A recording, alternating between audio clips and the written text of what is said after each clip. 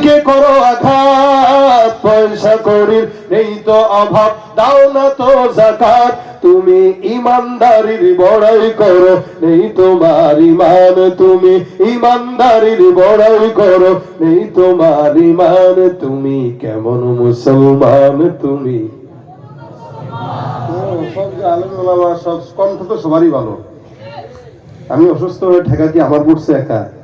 তারা কোন দেখা কেমন মুসলমান তুমি? নামাজের সাথে নাই পরিচয়, মানো না কোরআন। নামাজের সাথে নাই পরিচয়, মানো না কোরআন। তুমি তুমি কেমন মুসলমান? তুমি সুদের টাকায় প্রাসাদ গড়, ঘুষ ছাড়ো না। দিন দুঃখী না খেয়ে মরে, খবর রাখো না। আওয়াজ বাড়ান। তুমি সুদের টাকায় প্রাসাদ গড়, ঘুষ ছাড়ো না। দিন দুঃখী না খেয়ে মরে, খবর রাখো না। তুমি ঘুষ খেয়ে অবিচার করো, সাজিয়া প্রধান। তুমি ঘুষ খেয়ে অবিচার করো, সাজিয়া প্রধান। তুমি কেমন মুসলমান? নামাজের সাথে নাই পরিচয়, মানো না কোরআন। নামাজের সাথে নাই পরিচয়, মানো না কোরআন। তুমি কেমন মুসলমান? কেমন মুসলমান? তুমি নবীর উম্মত দাবি করো, সুন্নাহ মানো না। নবীর অপমানে তোমার হৃদয় কাঁদে না। নবীর উম্মত দাবি করো, সুন্নাহ মানো না। নবীর অপমানে তোমার হৃদয় কাঁদে না। তুমি বিজাতীয় সংস্কৃতিতে শোভেছো পরাণ। তুমি বিজাতীয় সংস্কৃতিতে শোভেছো পরাণ। তুমি কেমন মুসলমান? না খৌফে খোদা দিল में है ना गैरत ईमान, कैसे मुसलमान है तुम, कैसे मुसलमान? ঠিক কি না? নামাজ নাই যার তার কি নাই? কি নাই? অনেকে আছে পীরের দরবারে যায়, মুরিদ হয়, আর আমার পীরের কাছে গেলে নামাজও লাগে না। হ্যাঁ, ঠিকই তো আছে। যে পীরের লুঙ্গি নাই, পায়জামা নাই, প্যান্ট নাই, জিনিস দেখায় বেড়ায়, আর আবার নামাজের কি লাগে? ঠিক না? পাগলের কাছে গেলে নামাজ লাগে। পাগলের কি নামাজ কালাম আসেনি? পাগলের উপরে তো নামাজ টামাজ ফরজ না, গায়রুল মুকাল্লাফ। তাহলে বাবা যেমন পাগল, মুরিদও তেমন। সুস্থ মানুষ, ইমানদার মানুষের জন্য নামাজ ফরজ। 5 ওয়াক্ত আল্লাহ পাক রব্বুল আলামিন ফরজ করেছেন, যদিও ছিল 50 ওয়াক্ত। কিন্তু আমার পয়গম্বর বলেন, টেনশনের কারণ নাই। কেউ যদি ঠিক মতো 5 ওয়াক্ত নামাজ আদায় করে, আমার আল্লাহ ওই বান্দাকে 50 ওয়াক্ত রাকাতের সওয়াব দান করে দিবে। আর আমার নামাজের মাধ্যমে বান্দার সঙ্গে আল্লাহর সম্পর্ক বৃদ্ধি পায়। নামাজ এমন একটা ইবাদত, যে ইবাদতে আল্লাহর সঙ্গে বান্দার সম্পর্ক গাঢ় হয়। এই জমিনের মধ্যে এমন কোন ইবাদত নাই যে ইবাদতে বান্দা আল্লাহর সঙ্গে কথা বলতে পারে। কিন্তু নামাজ এমন একটা ইবাদত, যে ইবাদতের মাধ্যমে সরাসরি আল্লাহর সঙ্গে বান্দার কথা হয়ে যায়। ফজরের নামাজে কোনো বান্দা যখন দাঁড়ায়, ওই বান্দাটা নামাজের তেলাওয়াতের মাধ্যমে আল্লাহর সঙ্গে কথা কয়। যোহরের নামাজের মাধ্যমে আল্লাহর সঙ্গে কথা হয়। আসরের নামাজের মাধ্যমে আল্লাহর সঙ্গে কথা হয়। মাগরিবের নামাজের মাধ্যমে আল্লাহর সঙ্গে কথা হয়। এশার নামাজের মাধ্যমে বান্দার সঙ্গে আল্লাহর কথা হয়। দৈনন্দিন 5 বার বান্দা তার মালিকের সঙ্গে নামাজের মাধ্যমে কথা বলে। এমন বড় ইবাদত, যে ইবাদতটা আল্লাহ পাক রব্বুল আলামিন বান্দার জন্য ফরজ করেছেন, যাতে করে এই বান্দারা নামাজের মাধ্যমে তার মাওলার সঙ্গে মিলিত হয় আর কথা বলতে পারে। মুসা পয়গম্বরকে আল্লাহ পাক ডাক দেয়া কয়, মুসা রে, তোমার সঙ্গে তো আমার কথা হয়, তবে নির্দিষ্ট জায়গায়, নির্দিষ্ট সময়ে আমি আল্লাহ পাক রব্বুল আলামিন এমন একদল জাতি বানাবো, যেই জাতিকে আমি আল্লাহ পাক রব্বুল আলামিন এত সম্মান দান করব, শুধুমাত্র আখির নবী মুহাম্মদুর রাসূলুল্লাহ সাল্লাল্লাহু আলাইহি ওয়াসাল্লামের উম্মত হওয়ার কারণে আল্লাহ পাক আপনাকে আমাকে এত সম্মানিত করলেন। নবী বলেন, সমস্ত দুনিয়ার নবী উম্মতেরা লাইনে দাঁড়ায় থাকবে, আমি নবীর উম্মতরা আগে আগে জান্নাতে যাবে। শুধুমাত্র নবীর উম্মত হওয়ার কারণে এত সম্মান মর্যাদা। আল্লাহ পাক ডাক দিয়া কয়, আখির নবীকে আমি আল্লাহ পাক পাঠাবো, তার উম্মতকেও পাঠাবো। এ মুসা, তোমার সঙ্গে আমি আল্লাহ নির্দিষ্ট জায়গায় কথা বলি, নির্দিষ্ট সময়ে কথা বলি, মাঝখানে পর্দা থাকে, নূরের পর্দা। কিন্তু আমি আল্লাহ পাক রব্বুল আলামিন এমন একদল জাতিকে পাঠাবো যারা আমি আল্লাহর সঙ্গে কথা বলবে, পর্দাও থাকবে না, টাইমও থাকবে না। বান্দা যখন মন চাবে আমি আল্লাহর সঙ্গে নামাজের মাধ্যমে বান্দা কথা বলে ফেলবে। কোন বান্দা যখন নামাজের মধ্যে বলে আলহামদুলিল্লাহ রাব্বিল আলামিন, আল্লাহ পাক ডাক দিয়া কয় হামিদানি রাব্বি। এক একটা আয়াত তেলাওয়াতের মাধ্যমে আল্লাহ পাক নিজে বান্দার সঙ্গে সরাসরি কথা বলে। আল্লাহর সঙ্গে বান্দার সম্পর্ক নামাজের মাধ্যমে হয়। এই জন্য আল্লাহ পাক বলেন ওয়াসজুদ ওয়াকতারিব, সিজদা দাও আর নিকটবর্তী হও। সিজদা যত বান্দা দিবে আল্লাহর নিকটবর্তী তত হয়। দুনিয়ার মানুষ প্রেমিকার সঙ্গে কথা বলতে পাগল, যার কারণে 14 ফেব্রুয়ারি আসলে গোলাপ ফুলের বেচা কিনা বেড়ে যায়। একটা দিনের অপেক্ষায় যত কুকুরের দল আছে তারা থাকে, কোনো মানুষ থাকতে পারে না। 14 ফেব্রুয়ারি মানুষের জন্য না কুকুরের জন্য? একটা দিনের জন্য সারা দিন নষ্ট করে, কত টাকা পয়সা নষ্ট করে, শুধুমাত্র তার ডার্লিং এর সঙ্গে কথা বলবে। কিন্তু আল্লাহ যে এত বড় একটা মালিক, এত বড় একটা প্রেমিক, একটা ইমানদারের জন্য সবচেয়ে বড় বন্ধুকে, আল্লাহর সঙ্গে তার কথা বলতে মন চায় না। এই কারণেই মসজিদের আজান শোনার পরেও ঠ্যাংের উপরে ঠ্যাং তুলে বিড়ি খায় দোকানে বসে বসে। তার কাছে নামাজের গুরুত্ব নাই, বুঝেই না ইমান কি, ইসলাম কি। খালি মুখে মুখে আমি ইমানদার, আমি মুমিন, আমি এই করি, আমি সেই করি, সব মুখে মুখে। মূল কথা হলো আমাদের কাছে ইসলামটা আল্লাহ পাক এত সহজে দিয়েছেন, যার কারণে আমাদের কাছে ইসলামের গুরুত্ব নেই। আমরা ফ্রি সার্ভিস পাইছি ইসলাম। মানে কেমনে? বাবা মুসলমান, দাদা মুসলমান, আমি মুসলমান, জন্মসূত্রে ইসলামের নিয়ামত পাওয়ার কারণে আমাদের কাছে ইসলামের গুরুত্ব নেই। দেখবেন বাবা যখন অঢেল সম্পদ রেখে যায় সন্তানের জন্য, ওই সন্তান বাবার রেখে দেওয়া টাকা দিয়া গাঁজা খায়, মদ খায়। 14 ফেব্রুয়ারি সে গোলাপ কিনে দেয় তার ডার্লিং রে। এখানে টাকা পয়সা করতো, বাপে রেখে গেছে না, বাপের টাকা। এই বাপের টাকা দিয়ে হুন্ডাও পাল্টায়, গার্লফ্রেন্ডও পাল্টায়।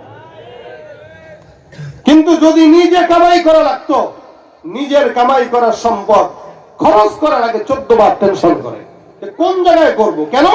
এটা তার কষ্টে উপার্জিত টাকা। দেখবেন বাজার থেকে জামা কিনলেন 250 টাকা দিয়ে ঈদের সময়, অথবা 300 টাকা দিয়ে, এটার গুরুত্ব থাকে না, 300 টাকার জিনিস 1-2 বার করলেই হইল। আর যেই জামার পিছনে 5000 টাকা খরচ, রুচি খরচ, চিন্তা খরচ, ওই জামা মিনিমাম 4-5 বছর পরে তারপরে নষ্ট হয়। কেন? ওইটার পিছনে কষ্ট আছে, আর এটার পিছনে কষ্ট নাই। ঠিক সাহাবা আজমাইনরাও আপনার পর্যন্ত, আমার পর্যন্ত ইসলামকে রক্ত দিয়ে, জীবন দিয়ে আমাদের পর্যন্ত দিয়ে গেছে। এই কারণে সাহাবা আজমাইনদের কাছে ইসলামের গুরুত্ব ছিল। আমাদেরকেও যদি সাহাবা আজমাইনদের মতো রক্ত দিয়ে, জীবন দিয়ে ইসলাম পালন করা লাগতো, জীবনের প্রত্যেকটা পদক্ষেপে ইসলাম ছাড়া কোন নেতার আদর্শ ফলো করতে পারতাম না, কোন নেতার আদর্শ ফলো করতে পারতাম।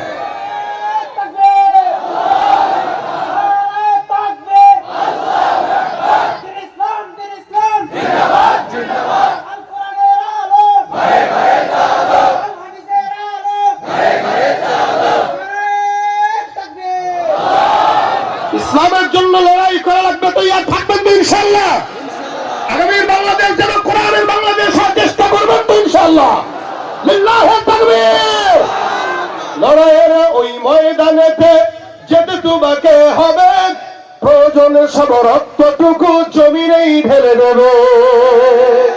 লড়াইয়ের ওই ময়দানেতে যেতে তোমাকে হবে, প্রয়োজনে সব রক্তটুকু জমিনেই ঢেলে দেবে। তবুও তোমায় লড়তেই হবে, মানিবে না পরাজয়। তবুও তোমায় লড়তেই হবে, মানিবে না পরাজয়। বিপ্লব মানে জীবন দেয়া, বসে থাকা নয়, সে কোনদিন আসবে না রে, করো যদি ভয়। ঠিক কিনা? ইসলামের জন্য রক্ত, জীবন, কিছু না কিছু তো দেওয়া লাগে। তাতে মায়া হবে কেমনে? সন্তানের, যেই সন্তানের প্রস্রাব পায়খানা বাবা হাতায় না, ওই সন্তানের প্রতি বাবার দরদ হয় না। আপনি খালি মহব্বত করেন সন্তানকে, কিন্তু সাথে পায়খানা করলো, ও বউ গো দেখো পায়খানা করছে তোমার বুতে, আপনি করেন না, লজ্জা ঘৃণা। এই ঘৃণা যেই বাপের হয়, ওই বাপের প্রতি সন্তানের মহব্বত থাকে না, সন্তানের প্রতি বাবারও মহব্বত থাকে না। আমরা আমাদের মায়ের কোলে, বাবার কোলে, দাদা দাদির কোলে ইচ্ছা মতো প্রস্রাব পায়খানা করছি। এই জন্য আমাদের প্রতি আমাদের মা বাবার মহব্বত বেশি, আমাদেরও মা বাবার প্রতি মহব্বত বেশি। আর বর্তমান সময় প্যাম পাস করায় রাখে, সাফ করা দরকার না, কাজের বেড়িয়ে দিয়ে সাফ করায়। এই কারণে ওই সন্তান বড় হয়ে মার বৃদ্ধাশ্রমে পাঠায় আসে। মায়ের তো ত্যাগ নাই, খালি পেটে নিছে, তাও পেট কাইটা বের করছে ইচ্ছা করে। পেট কাটেন, আর এত কষ্ট করার টাইম আছে নাকি?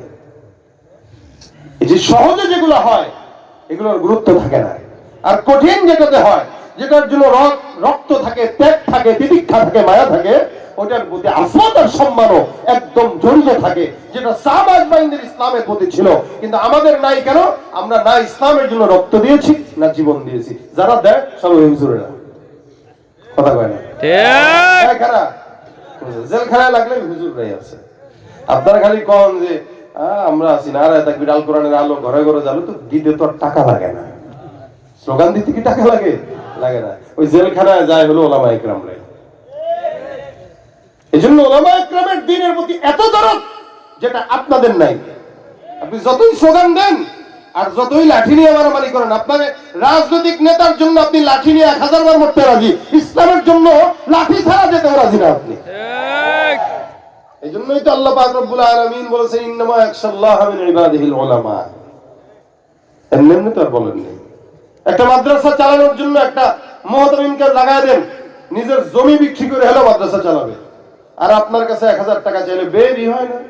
আবার কারণ আমরাও দিনে মহব্বত করি, এই মহব্বত ওইটাই মুখে মুখে, কিন্তু আলেমদের দিকে তাকান। একটা প্রতিষ্ঠান চালানোর জন্য লক্ষ লক্ষ টাকা নিজে খরচ করে, কোনোদিন বিতৃষ্ণা আসে নাই, যাহার ভালো লাগে না ছেড়ে দিই, এটা করে নাই। এটা করলে এই ইসলাম এই পর্যন্ত টিকতো না, অনেক আগেই শেষ হয়ে যেত। শুধুমাত্র ওলামায়ে কেরামদের মেহনতের ফসলে এখন আল্লাহ পাক ইসলামকে টিকায় রাখছে। এরপরও অনেকে কয় ওলামায়ে কেরামদের কি অবদান। অনেকে আবার এটাও বলে ওলামায়ে কেরামরা গেছিনি সালে, গেছিনি 3 চিল্লায়, বলে না অনেকে। অবদান কোথায়? তলা খুঁজেন। ইসলামের জন্য অবদান আছে বলেই ওলামায়ে কেরামদের এখনো মহব্বত আছে। আপনারও যদি থাকে অবদান, আপনারও ইসলামের প্রতি মহব্বত থাকবে। আপনি লেগে যান, আজকে ইসলামের জন্য জান দেন, রক্ত দেন, একটু মার খান, দেখবেন পরের দিন আপনার ইমানের জোশ আরো 1000 গুণে বেড়ে যাবে, 1000 গুণে বেড়ে যাবে। আরো নেমে দেখেন একদিন ইসলামের জন্য ময়দানে মার খান, একদিন মার খাবেন, পরের দিন বুকে বুলেট নেওয়ার জন্য দাঁড়িয়ে থাকবেন, আপনার ভয় লাগবে না। সাহাবারা এটাই করতো। এই কারণে তাদের ইসলাম আর আমাদের ইসলাম আসমান আর জমিন তফাৎ। রাসূল সাল্লাল্লাহু আলাইহি ওয়াসাল্লাম এই নামাজের জন্য মার খেয়েছেন বলেই মৃত্যুর আগেও বলে গেছেন আসসালাহ আসসালাহ আসসালাহ, কারণ নামাজের জন্য রক্ত দিয়েছেন, নামাজের জন্য কষ্ট করেছেন। আর আমরা নামাজের জন্য কষ্টও করি না, নামাজের আজান দিলে আমরা পাত্তাও দেই না, কষ্ট নেই। এই জন্য আল্লাহ নবী বলেন, আউয়ালু মা ইউহাসাবু বিহিল আবদু ইয়াউমাল কিয়ামাতিস সালাহ। কিয়ামতের ময়দানে আল্লাহ পাক রব্বুল আলামিন নামাজের হিসাব গ্রহণ করবেন। নামাজ এটা বান্দার জন্য নফল, সুন্নাত না ফরজ? 5 ওয়াক্ত না 1 ওয়াক্ত? সারা সপ্তাহে না একদিন জুমার দিন? সারা সপ্তাহে। এ মুসলমান, আল্লাহ পাক রব্বুল আলামিন বলেন, নিশ্চয়ই সফল কাম যারা, তারা নামাজের মধ্যে খুশু খুজু রাখে, নামাজের যত্নবান। قد أفلح المؤمنون الذين هم في صلاتهم خاشعون। নামাজের ভিতরে যারা যত্নবান, নামাজে যারা আল্লাহকে ভয় করে, নামাজ প্রতি যারা ঠিকমতো আদায় করে, খুশু খুজুর সঙ্গে আদায় করে, তারা সফল। আল্লাহ পাক রব্বুল আলামিনের হাবিব নামাজ পড়েছেন, সাহাবা আজমাইন নামাজ পড়েছেন, আমরাও নামাজ আদায় করি। আমরা নামাজ আদায় করি, আমাদের নামাজ আমাদেরকে গুনাহ থেকে হেফাজত করে না। অথচ আল্লাহ পাক বলেন, ইন্নাস সালাতা তানহা আনিল ফাহশাই ওয়াল মুনকার। নামাজ এমন একটা ইবাদত, যে ইবাদতটা বান্দার যাবতীয় গুনাহ থেকে বান্দারে হেফাজত করে। নামাজের মতো অন্য কোনো ইবাদত নাই যে ইবাদতটা বান্দারে হেফাজত করে। নামাজ বান্দাকে ফাহশা মুনকার কাছ থেকে বাঁচায়। নামাজ যখন কোন বান্দা ঠিক আদায় করে, ওই বান্দা গুনাহও করে না, দুর্নীতিও করে না, জিনাও করে না, ব্যভিচারও করে না। কিন্তু আমরা আমাদের দেশে লক্ষ্য রাখলে দেখি, নামাজ আদায় করে মসজিদ থেকে বের হতে দেরি, সিগারেট ধরাইতে দেরি হয় না। নামাজ আদায় করে সিগারেট টানে, নামাজ আদায় করে ঘুষ খায়, নামাজ আদায় করে জিনাও করে, নামাজ আদায় করে চুরি করে, নামাজ আদায় করে দুর্নীতি করে, নামাজ আদায় করে মানুষের জনগণের টাকা মেরে খায়, নামাজ আদায় করে এলাকার ভিতরে চাঁদাবাজি করে বেড়ায়। তার মানে আল্লাহ পাক এই নামাজের জন্যই বলেছেন ফাওয়াইলুল লিল মুসাল্লিন আল্লাযীনা হুম আন সালাতিহিম সাহুন আল্লাযীনা হুম ইউরাউন। সারা বছর নামাজের খবর নাই, যেগুলো নামাজ পড়ে তাও দেখাই না নামাজ। এই সমস্ত নামাজীদের ব্যাপারে আল্লাহ পাক রব্বুল আলামিন বদদোয়া করলেন, তাদের ধ্বংস হোক। আমার আল্লাহ বলেন ফাওয়াইলুল লিল মুসাল্লিন, এদের জন্য ধ্বংস যারা নামাজ আদায় করে কিন্তু মানুষকে দেখানোর জন্য সারা বছর নামাজের খবর নাই। নির্বাচন যখন সামনে আসে বা নামাজের বেশ ধরে, সারা বছর কিন্তু মসজিদে যায় নাই, যা নামাজ পড়ে শুক্রবারে যায়, জুমার নামাজের মধ্যে যায়, হুজুর দোয়া করেন, আসলে দোয়ার জন্য যায়, নামাজের জন্য না। মানুষকে দেখানোর জন্য যায় যে আমিও নামাজ পড়ি, এগুলো সব আল্লাহর জন্য না, এগুলা ভোট পাওয়ার ধান্দা। কথা আসতে গঙ্গা জোরে বল ঠিক কিনা? বড় গলায় কয় কথা, রাতারাতি হয় নেতা, বড় গলায় কয় কথা, রাতারাতি হয় নেতা, আকাম কুকাম সব করিয়া গড়ে নেতা আস্তানা, আসলে সব পেট পূজা আর ভোটটা নেয়ার বাহানা। কিসের বাহানা? ভোট নেওয়ার বাহানা। ভোট নেওয়ার জন্য যদি কেউ নামাজ পড়ে, বোঝা যায় না? যদি এরকম নামাজই দেখেন, জিন্দিগিতে ভোট দিবেন না, সিগনেচার এমনি মেরে দিবেন, এমনি ক্রস। কথা বল না ভাইরা আমার। এই কারণে আল্লাহ পাক বলেন ফাওয়াইলুল লিল মুসাল্লিন।